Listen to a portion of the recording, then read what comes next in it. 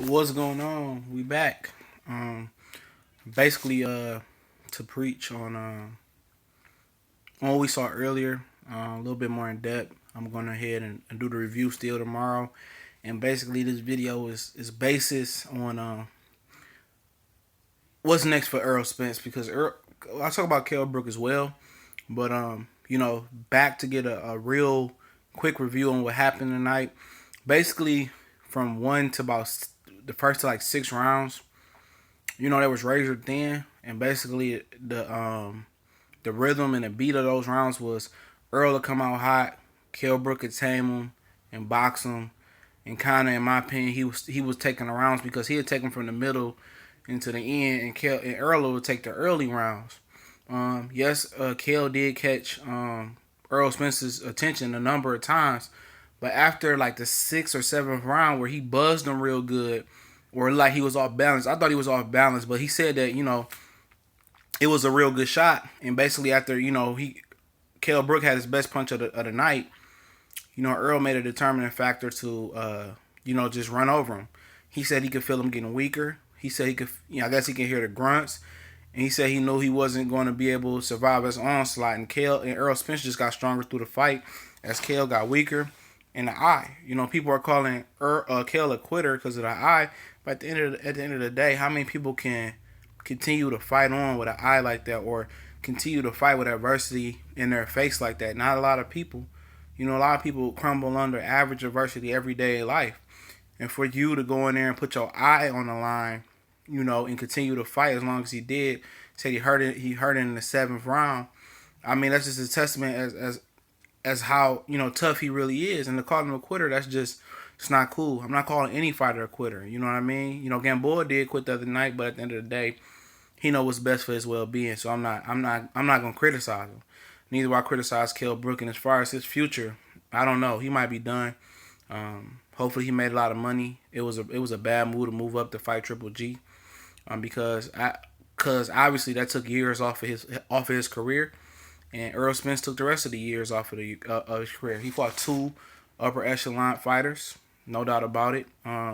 Two premium fighters in the sport of boxing, and he paid the price. And hopefully he done well with his money, because at the end of the day, his promoter did look out best for him. He told him he didn't want to fight Errol Spence. I'm pretty sure he told him he didn't want to fight Golovkin.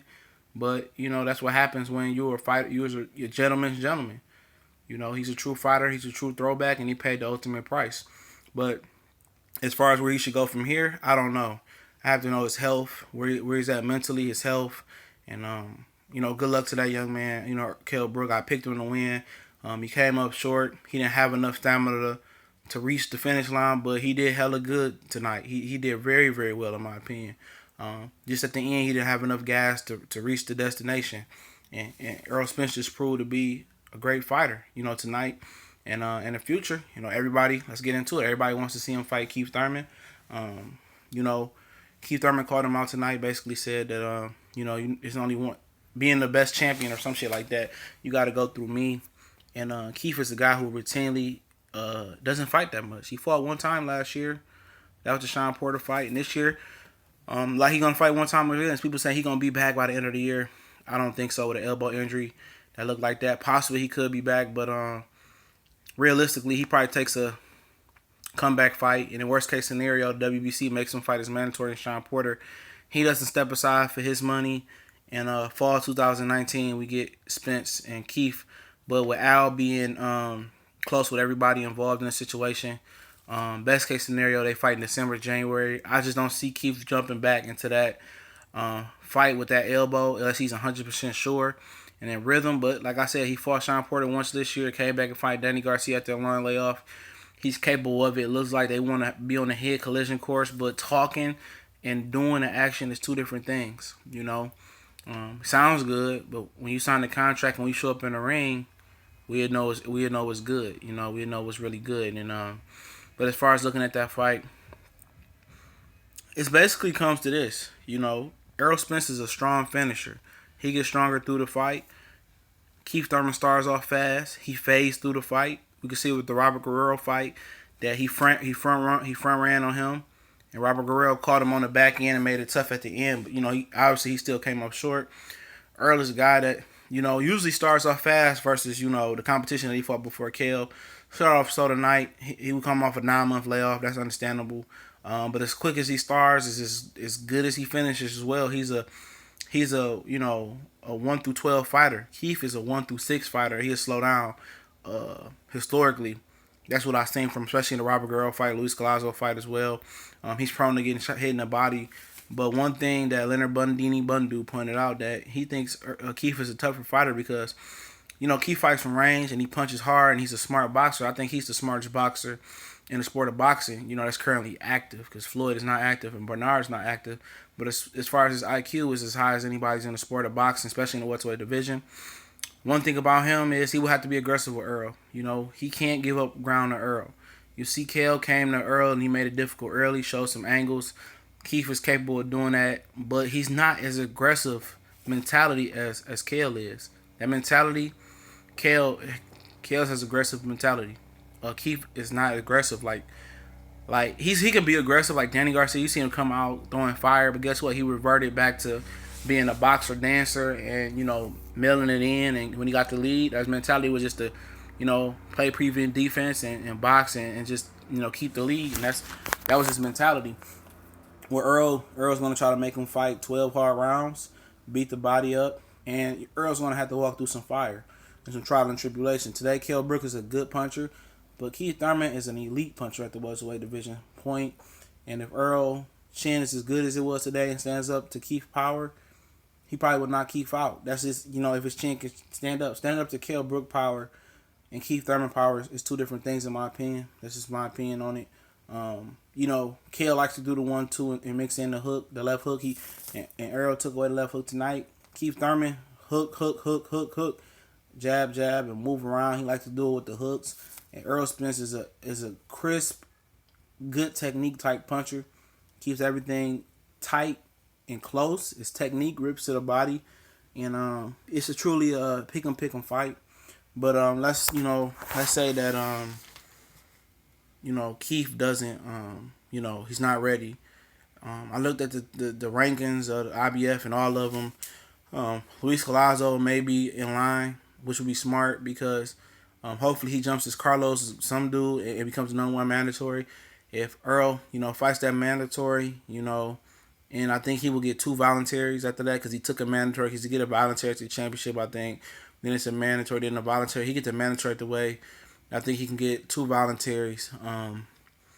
Luis Collazo is there. That'd be the smart fight for him, just to stay busy because he did have a 9-month layoff.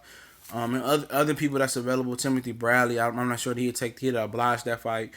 Jesse Vargas is there.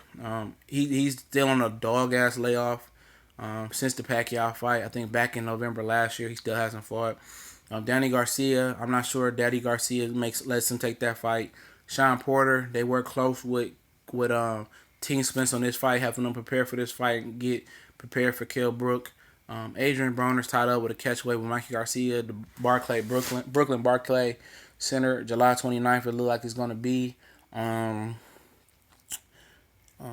Porter, Keith Thurman, Danny. Lamont Peterson is a guy that's out there as well. I don't know if he takes the fight. He turned that fight down before for a title eliminator. Constantine Puma turned him down for a title eliminator. Him Lamont. Then they go into Leonard Bundu, who picked Keith Thurman to beat Errol Spence by the way earlier this week. So you got Lamont, Sean, Timothy. Amir Khan is another guy who just called Errol Spence, said, "Come fight a real fighter" or some shit like that. Speed kills. I guess that could be a game changer fight. I know Errol probably didn't like going over to the UK. I feel him. But what if you told him, he could fill up that Wembley Stadium with 100,000 people? With Amir Khan, that's his dream, and the money will work, and he could become a big star over there. I think the money in boxing is over in the UK right now, and I think it could work for Errol because I don't know where Errol can fill up a stadium at, like he could fill up with Amir Khan, unless it's Keith Thurman. But still, with him and Keith Thurman fill up 100,000 seat stadium. 60, 70,000 seat stadium in Dallas Cowboys Stadium. At this point, I don't know. I don't think Triple G and Canelo could do it. They could do it at this point with the build-up. It's possible. But could they? I don't know. Amir Khan in Wembley Stadium, I know it sounds crazy for him to go back over there and defend his title. But why not? You know, you're gonna get a $10 million payday probably. You know, you being the A side. You know, um, truly, you can get a 10 million, 15 million. I don't know how much Joshua got paid, but it could happen. But you know, people was talking about Terrence Crawford as well. Um, he's a good fighter, but he has some things he has to shore up as far as being ready for Errol. I mean, he takes a lot of overhand and the left hands, and he just get hit too much. And maybe it's just something he do because he's fighting little guys. He'll have to tighten his defense up. Apparently, he's gonna be taking on Indigo this summer with or without HBO. Then he's gonna fight Pacquiao in November, hopefully.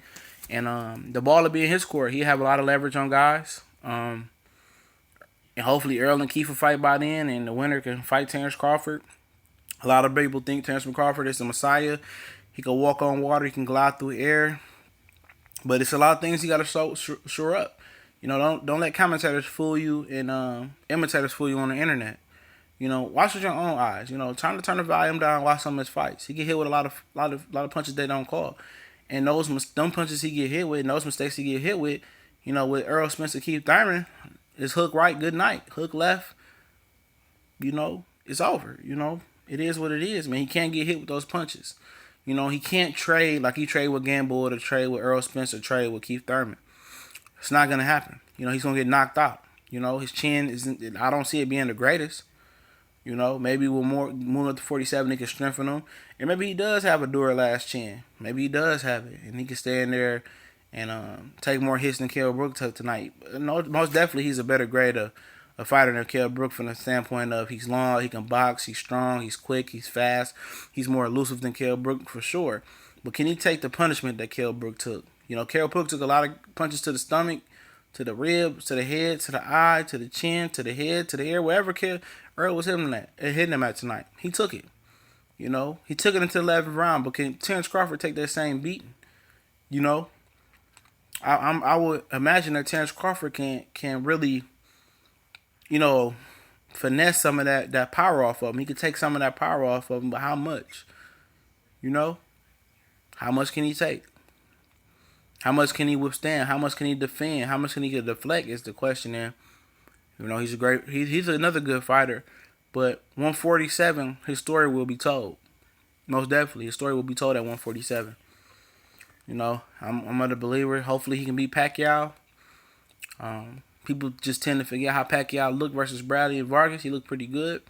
He ain't knocking out people no more. It is what it is. Guys went into survival mode. And like I said, it's not a lock for him to beat Pacquiao. But, you know, I thought Pacquiao would win at this point. I got to see how it looked July versus Jeff Horn. That really ain't a barometer. But I'm starting to become a believer that Terrence Crawford can do it and get him and beat him. You know, I don't think he knock him out. He can beat him, and then, you know, the ball is in his court to fight Errol and the Keith winner or whoever else he wants to fight. If he wants to have another 47 fight with another 47 guy like Lamont, he has a little interim title. You know, I think Sean Porter's too dangerous.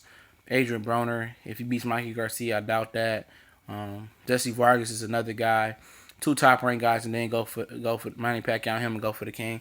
But I'm definitely with him fighting for. I'm in on this. I'm definitely with Terrence Crawford fighting for an undisputed championship with Indigo. Indigo has the IBF and the WBA. Terrence Crawford had the WBO and WBC. And fighting for undisputed champion doesn't come around every day at all. So I'm not in a rush for this dude to run up to 47 to fight Errol Spence or Keith Thurman. Become an undisputed champion. That's not every day you can become that. And do what you gotta do and move up how you want to move up. But we gone. Good shit, Errol. Even though I didn't pick you. Proud of you.